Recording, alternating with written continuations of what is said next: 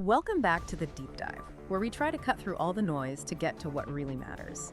Today, you are joining us for, well, a pretty high-stakes look into what's happening inside the Lakers franchise. This is a team that makes headlines no matter what, but right now, the volume is just cranked up to 11.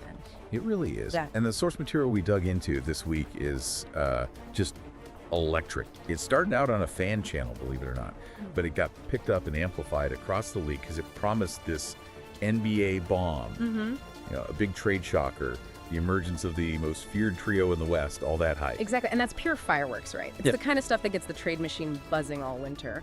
But here's the pivot, and it is a massive one.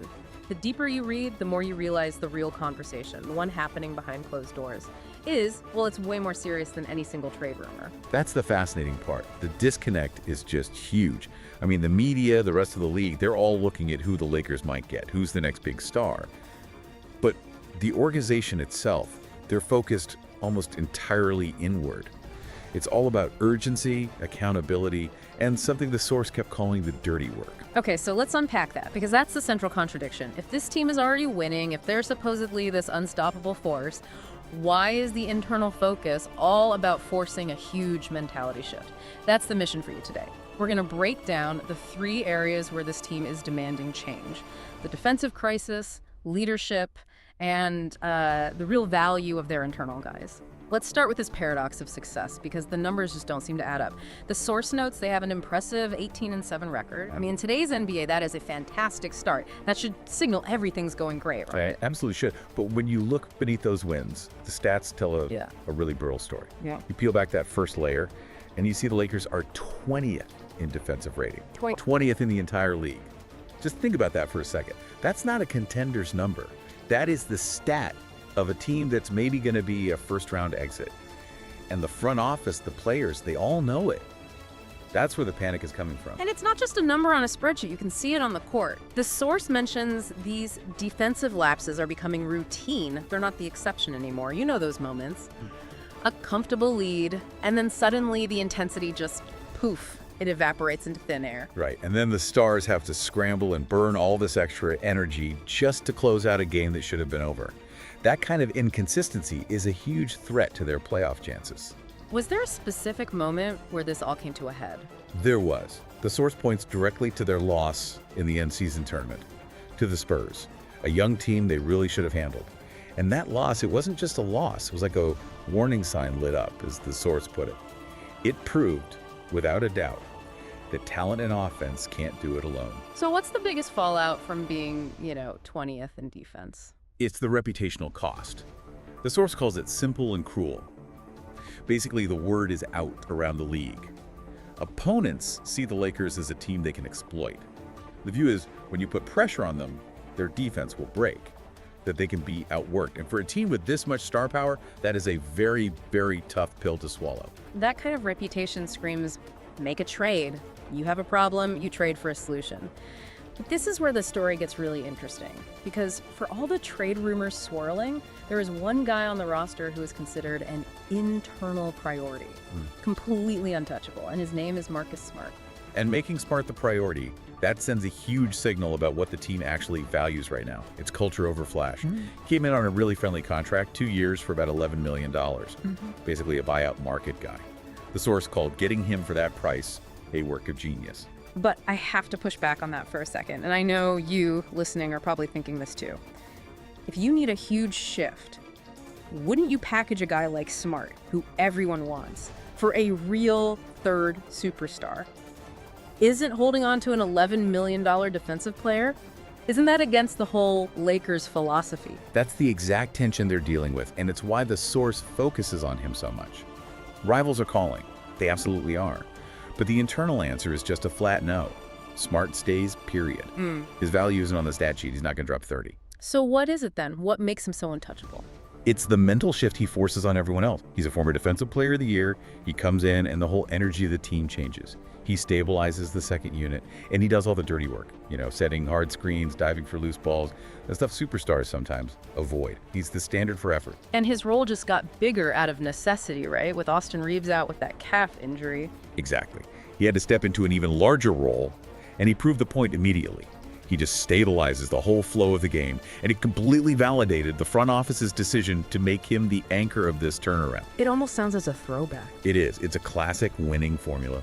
If you've watched the championship Lakers teams of the past, Kobe, Magic, they always had that guy. The selfless, high-energy player who is the link, the link that separates a good team from a team that can actually win it all. Yeah. Keeping him signals they want to build what the source calls a defensive soul. And speaking of accountability, let's talk about the coaching staff.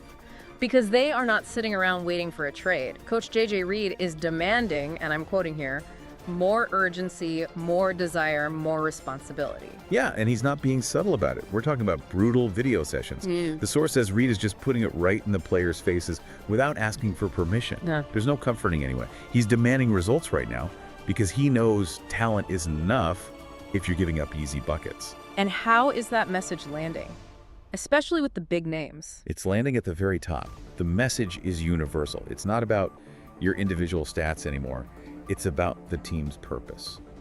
So when guys like Doncic and LeBron James are hearing this, it just changes the entire climate in that locker room. So how important is it that the leaders, the stars, are the ones to publicly admit there's a problem? Oh, it's everything. It's absolutely crucial. The source says these frank, really uncomfortable conversations started happening right away. You have Marcus Smart being just blunt about their reputation, saying, yeah, other teams think we fold under pressure. And that's when Doncic stepped up. Exactly. He came out and said defensive leadership has to start with the leaders. He admitted that if they're going to succeed, the extra effort, the hustle on every single play, it has to start with them. And when one of the best offensive players in the world says that, it sends a shockwave through the whole organization. That's the only way you build that defensive soul we were talking about. It's the bedrock. It creates a standard where you just don't give up easy points. You don't mentally check out. When the biggest stars make defense the priority, every single guy on that bench, down to the 15th man, feels that pressure. It's a total system change. And it's so easy to just focus on trades, but sometimes the spark you need is already in the building. The source mentions a name that just sort of appeared out of nowhere after being on the bench for almost a month, Jared Vanderbilt. Vanderbilt's return was it was like a jolt of lightning. He is the living embodiment of the mentality they want. There was one game the source highlights. He had 7 points, 7 rebounds, 2 steals, and a block. But the stats don't even tell the story. It was the relentless hustle, the energy. He just forced everyone else to match his intensity. It's a great reminder that you don't always need a thunderous trade, as the source puts it. Sometimes it just starts with one guy who gets a chance and decides to pull everyone else along with him. He's the definition of that dirty work. And that just reinforces this growing internal idea. I mean, the front office is still looking at trades, they have to. But the real answer might just be internal responsibility.